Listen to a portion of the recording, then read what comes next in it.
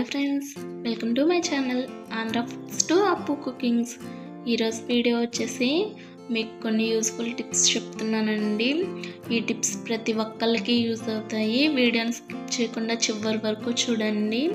నేను చెప్పే టిప్స్లో ఒక్కటైనా కానీ మీకు యూజ్ అవుతుంది.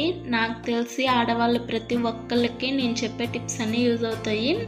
మీరు వీడియోని స్కిప్ చేయకుండా చివరి వరకు చూస్తే మీకే తెలుస్తుంది. ఫస్ట్ టిప్ వచ్చేసి సూదిలోకి దారం ఎక్కించడం కొంతమందికి చాలా కష్టంగా ఉంటుంది కదా, వయసు అయిపోయిన పెద్దవాళ్ళకైనా కానీ. ఇక్కడ నేను చెప్పే టిప్తో సింపుల్గా ఎక్కించండి సూదిలో దారంని ఎవరైనా కానీ. అది ఎలాగంటే ఏదైనా కానీ అయిపోయిన ఒక ట్యాబ్లెట్ అట్టను తీసుకోండి. ఇలాంటి ఒక ట్యాబ్లెట్ అట్టను తీసుకొని ఇక్కడ నేను వీడియోలో చూపిస్తున్న విధంగా ఈ ట్యాబ్లెట్ అట్టని కట్ చేయండి.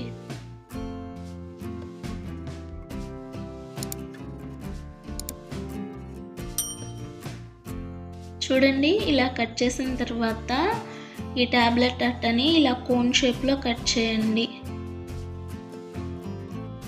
ఇలా కట్ చేసిన తర్వాత మనం ఎటువైపు అయితే సన్నగా కోన్ షేప్లో కట్ చేసుకున్నామో ఆ వైపున ఇలా కొంచెం హుక్ లాగా కట్ చేయండి. ఇక్కడ నేను వీడియోలో చూపిస్తున్నాను కదా, ఈ విధంగా కొంచెం కట్ చేయండి. మరీ ఎక్కువ కట్ చేయాల్సిన అవసరం లేదండి, కొంచెం కట్ చేస్తే సరిపోతుంది. చూడండి, ఇక్కడ నేను చూపిస్తున్నాను కదా, ఇంత కట్ చేయండి సరిపోతుంది. తర్వాత ఇలా కట్ చేసినట్టని సూదిలోకి ఎక్కించుకోండి. సింపుల్గానే ఎక్కుతుందండి సూదిలోకి. మనం సన్నగా కట్ చేసుకున్నాం కదా ట్యాబ్లెట్ అట్టని. తర్వాత దారంని మనం హుక్ లాగా చేసుకున్నాం కదా ట్యాబ్లెట్ అట్టకి, ఆ హుక్కి దారంని పెట్టి ఇలా లాగండి. చూడండి ఎంత సింపుల్గా ఎక్కిందో సూదిలోకి దారం. చాలా ఈజీ అండి. ఈ చిన్న టిప్ తెలిస్తే మీకు దారం పట్టుకోవడానికి వీలుగా ఉండదు, అలాగే కనిపించదు కదా. ట్యాబ్లెట్ అట్ట అయితే కొంచెం పెద్దగా ఉంటుంది కదా, సింపుల్గానే ఎక్కించేయచ్చండి. తర్వాత టిప్ వచ్చేసి నెయిల్ పాలిష్ కొన్నిసార్లు గట్టిగా అవుతుంది కదా, అంటే ఎక్కువ రోజులు ఉన్నా కానీ మనం వాడకుండా ఉన్నా కానీ. అలాంటప్పుడు ఏం చేస్తారు అని అంటే ఏదైనా కానీ ఒక పర్ఫ్యూమ్ని తీసుకొని నెయిల్ పాలిష్ సీసాల్లో కొంచెం స్ప్రే చేయండి.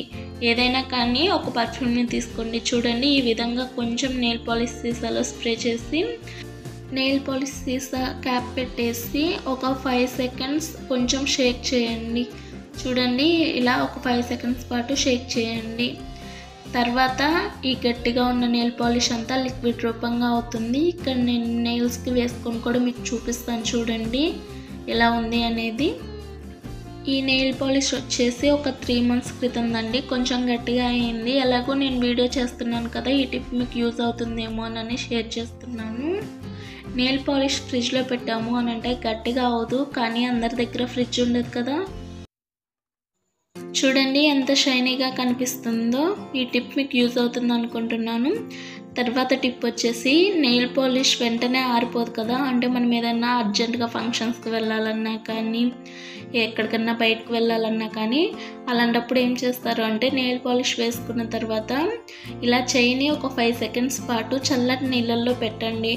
అప్పుడు అస్సలు అంటుకోదు. చూడండి, నేను ఇప్పుడే నెయిల్ పాలిష్ వేసుకున్నాను కదా, వెంటనే చన్నీళ్ళల్లో పెట్టాను. మీకు కనిపిస్తుంది కదా, అస్సలు ఏమీ చేతికి అంటుకోవట్లేదు.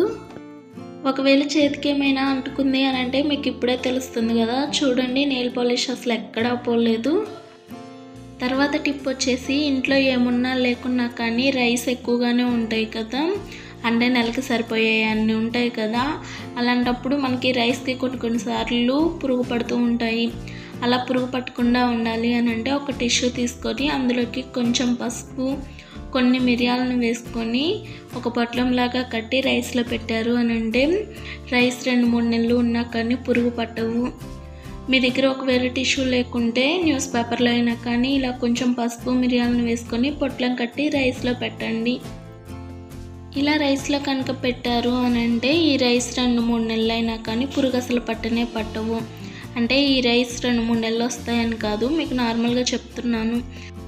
తర్వాత టిప్ వచ్చేసి బట్టల పైన ఏదైనా మరకలు పడ్డాయంటే, అంటే పచ్చడి మరకలు కానీ అలాంటివి ఏమైనా పడ్డాయి అని అంటే అంత త్వరగా పోవు కదా. ఇక్కడ నేను ఆ మరకల్ని ఎలా క్లీన్ చేయాలో చూపిస్తున్నాను. ఇలా ఒక వైట్ క్లాత్ పైన కొంచెం పచ్చడి వేసి క్లీన్ చేసి చూపిస్తాను. చూడండి తర్వాత క్లాత్ ఎంత తెల్లగా వస్తుందో. నాకు తెలిసి ఈ టిప్ అందరికీ తెలిసే ఉంటుంది, ఎవరికైనా తెలియకపోతే తెలుసుకుంటారని చెప్తున్నాను. ఇక్కడ నేను కొంచెం క్లాతే తీసుకున్నాను కదా, అందుకని కొంచెం వాటర్లో ఇలా క్లాత్ని ముంచుతున్నాను. అంటే మీరు షర్ట్స్ కానీ ఏదైనా డ్రెస్సెస్ పైన కానీ మరకలు పడితే బకెట్లో క్లీన్ చేయండి. చూడండి, ఇలా వాటర్లో ముంచిన తర్వాత మనం నార్మల్గా ఇలా క్లీన్ చేస్తూ ఉంటాం కదా, ఇలా చేసాము అని అంటే మరక ఇంకొంచెం పెద్దది అవుతుంది కానీ అస్సలు పోదు. అలాంటప్పుడు ఏం చేస్తారు అని అంటే ఇలా వాటర్లో ముంచి తీసిన తర్వాత క్లాత్ని సంతూర్ సబ్తో ఇలా మరక ఉన్న దగ్గర ఒక 2 సెకండ్ల పాటు ఇలా నేను చూపిస్తున్నాను కదా, ఇలా రబ్ చేయండి. ఇలా చేశారంటే సింపుల్గా పోతుంది. జస్ట్ ఇలా రుద్దితే సరిపోతుందండి. మనం మరీ ఎక్కువ ప్రెషర్ పెట్టి చేయాల్సిన అవసరం లేదు. బ్రష్తో రుద్దాలి అలా అసలు ఏం అవసరం లేదు. జస్ట్ చేత్తో ఇలా రుద్దాము అని అంటే సింపుల్గా పోతుంది. మీరు ఒకసారి ఇంట్లో ట్రై చేయండి. మరకలేదన్నా పడ్డ షార్ట్స్ కానీ డ్రెస్సెస్ కానీ ఉంటే మీకే తెలుస్తుంది. ఇలా చేసిన తర్వాత ఇలా నార్మల్ వాటర్లో ఇలా ముంచి, అంటే మనం బట్టలు పిండేస్తాం కదా, అలా చేశారు అని అంటే శుభ్రంగా పోతుంది. చూడండి, క్లాత్ ఎంత తెల్లగా వచ్చిందో, అసలు ఎక్కడ మరక అనేది కనిపించలేదు. నేను మీకు చూపించడం కోసం కొంచెం క్లాత్ తీసుకున్నాను. మీరు ఒకసారి ట్రై చేసి చూడండి, మరకలు ఏమన్నా పడ్డ బట్టలు ఉంటే. అంతేనండి. మీకు కనుక ఈ టిప్స్ నచ్చినాయి అని అంటే ఒక లైక్ చేయండి. అలాగే నా ఛానల్ ఎవరైనా కొత్తగా చూస్తున్నట్లయితే సబ్స్క్రైబ్ చేసుకోండి.